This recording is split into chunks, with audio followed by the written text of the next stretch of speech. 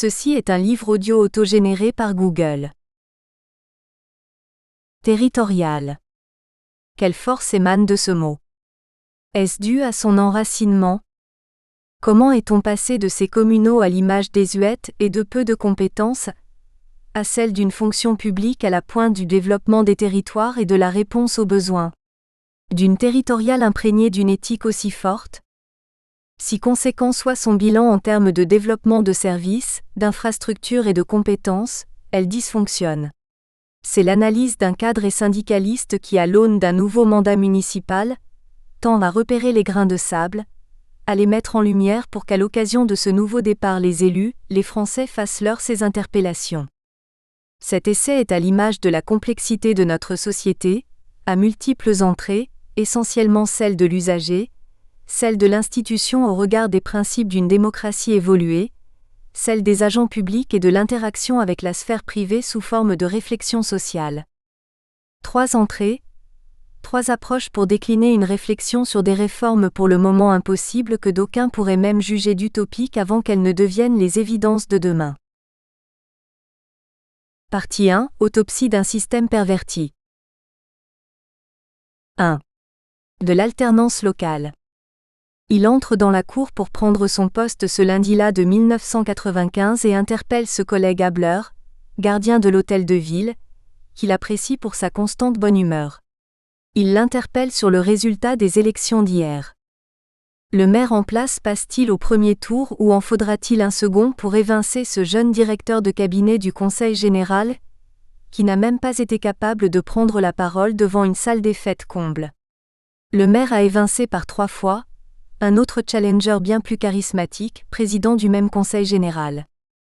Ce fils d'un résistant célèbre, dont le père est aussi maire du plus beau village alentour, s'est imposé depuis la vague rose de 1977. Pourtant le parti communiste auquel il est affilié a déjà bien entamé sa perte d'influence. La ville est belle, elle s'est tellement développée et embellie en 3 mandats que sa réélection semble une formalité. Il y a cependant le niveau des impôts locaux, seul levier du développement pour cette ville-centre, entourée de villages gaulois qui captent la taxe professionnelle. Il faudra encore attendre 4 ans que la loi Chevènement sur l'intercommunalité pose les bases d'une péréquation sur ce bassin de vie, permettant ainsi de réduire ces inégalités de recettes. Il y a surtout la distance qu'il n'a jamais réussi à réduire avec la population. Un jour il convoque les agents de la mairie et tente une discussion, mais souffrant d'une hypersensibilité à la lumière, il conduit la réunion avec des lunettes noires. Dans ce contexte, conjugué à la fonction qui impressionne et au charisme du personnage, personne ne s'exprime, hormis quelques cadres qui sauvent la mise. Pourtant, il fait tellement la différence dès qu'il prend la parole. Lors des prochains conseils qui vont suivre, nous irons comme au spectacle, voir se faire tailler en pièces ce politique qui ne connaît pas encore les dossiers et est incapable de faire face aux assauts de ces personnalités, devenues élus d'opposition.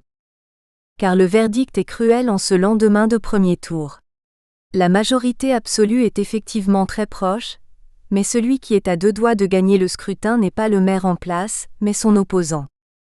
L'écart est tel qu'il n'y a aucune chance d'inverser les tendances entre les 2 tours, seulement le temps de faire les cartons, de mettre à l'abri quelques agents.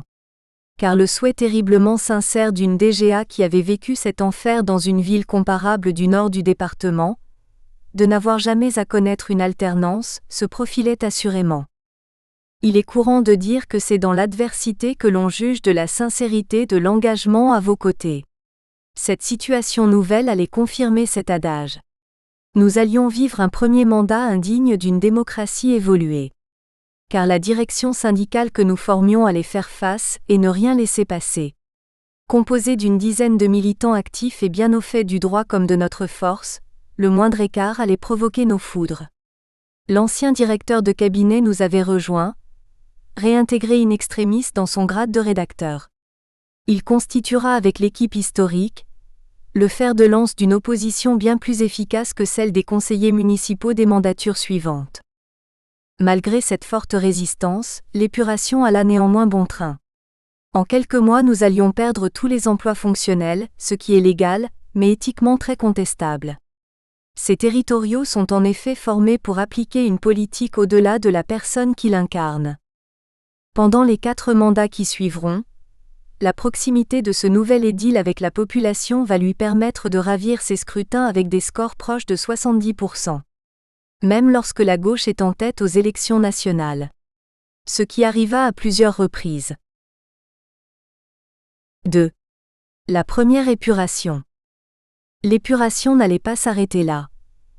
Les directeurs et les chefs de service allaient se retrouver positionnés sur des fonctions subalternes et beaucoup n'allaient pas tarder à quitter la collectivité. J'avais en charge le service logement que je garderais 1 mois encore avant d'être muté aux classes de neige. L'informatisation de la demande avait permis de comprendre les flux, les temps d'attente, la CSP des demandeurs. L'accueil était tout aussi passionnant. Aider un jeune couple à s'installer, un SDF à ne plus l'être, un enseignant à prendre ses fonctions dans de bonnes conditions, une femme battue à s'émanciper. Quelle satisfaction! Quel sentiment d'utilité sociale! Aux classes de neige, un nouvel opérateur rafle l'appel d'offres. Sa représentante fait la bise au nouveau directeur issu de l'IFAC, organisme bien connu pour ses accointances avec le RPR d'alors. Un avenant augmente le coût du marché. Je m'en étonne auprès de la nouvelle DGS. Sans réponse, je saisis le procureur et suis naturellement muté au cimetière. Ce procureur d'alors, Laurent Davenat, était très proche du RPR, affaire de l'hélicoptère. De toute façon, il n'y avait pas de neige toute l'année. Entre les 2 tours, le DGS d'alors avait clôturé son séminaire aux cadres en rappelant qu'il était le patron de l'administration et que tout devait transiter par lui. Lorsque le nouveau cabinet me demanda des données sur le logement, je l'en destinai naturellement. Il en fut surpris. J'étais presque un des seuls à avoir ainsi conforté son autorité. Cet homme-là œuvrera en qualité de vice-président du syndicat national des DGS à ce que le domaine de la gestion des ressources humaines et celui des marchés relèvent de la responsabilité des directeurs généraux. Cette idée combattue par les élus de tous bords s'inscrit dans le principe général de séparation entre le pouvoir de fixer les orientations qui appartient à l'élu et celui de l'appareil administratif de traiter le comment, avec toute sa compétence technique qui n'est pas celle de l'élu. Ce qui n'établit pas d'égalité entre la légitimité démocratique de l'élu et la capacité technique de son administration, mais doit préserver cette dernière de l'emprise du politique, préservant aussi le politique de la critique de favoritisme, voire d'arbitraire.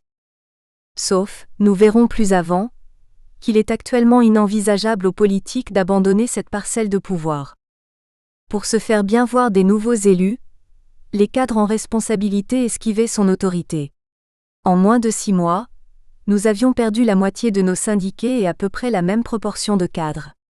L'ancien adjoint au maire avec qui je travaillais au logement, rompu à ces situations, m'avait dépeint ce qui allait se passer. Beaucoup allaient effectivement raser les murs, et au fil des ans, cette capacité à vivre debout allait s'émousser considérablement. L'on aurait pu penser que le travail accompli par le DGS d'alors de faire grandir les cadres dans une autonomie de responsabilité allait compliquer la tâche de ceux qui voulaient tout régenter. L'on pourrait aussi penser que le statut de fonctionnaire pour 70% d'entre nous favoriserait l'expression d'une citoyenneté affirmée. Que nenni. Le pouvoir absolu que j'expliciterai plus avant est tel que la carrière, le traitement mais plus encore le bien-être au travail est tributaire de l'allégeance du fonctionnaire au maître des lieux. Cet état alimente une soumission qui renforce l'absolutisme. Des situations incroyables vont naître de cet état. Un jour j'apprends qu'un agent de maîtrise stagiaire est tombé dans le collimateur du maire. Son licenciement est annoncé pour la prochaine commission paritaire. J'interroge ces 2 encadrants qui sont parfaitement satisfaits de son travail et qui m'autorisent à faire état de leurs appréciations, courage rarissime. L'agent sur la sellette hésite encore, la veille de la cape à faire appel à nous. In extremis, il nous autorise à le défendre. Nous intervenons certes dans le cadre de la commission, mais surtout rendons publique l'affaire comme toujours avec des mots qui impactent durement le maire. Pendant toutes ces années, ce sont des centaines de tracts rédigés avec rigueur et toujours avec la volonté de faire grandir le lecteur. Jamais de raccourcis faciles. Souvent nous reproche-t-on de devoir prendre le dictionnaire pour nous comprendre. Cette attitude qui consiste à interpeller l'intelligence paye et cette fois encore le maire cède et abandonne le licenciement, mais il demande à l'agent d'écrire une lettre condamnant notre intervention. Il s'exécute, nous ne lui en voulons pas, c'était ça ou la porte. J'étais sur un poste dit sensible, et mon engagement syndical me place en tête des cadres susceptibles de franchement pâtir de cette alternance. Mais nous sommes forts et la tâche ne va pas leur être facile. Un quart de siècle plus tard, je garde de ce premier mandat le souvenir d'une âpre bataille émaillée de beaux succès et de sacrés coups encaissés. Le fonctionnement de nos collectivités pendant ces périodes d'alternance n'est pas acceptable. La situation est caricaturale. Elle dévoile des faiblesses institutionnelles et statutaires qu'il va falloir comprendre et traiter. 3. Une gestion personnelle de pouvoir exorbitant. Ces édiles qui deviennent maires endossent un habit de super pouvoir dont ils usent pour certains de manière exclusive et pathogène. Nous espérons que vous avez apprécié cet aperçu. Pour continuer à écouter ce livre audio sur Google Play Livres, utilisez le lien dans la description de la vidéo.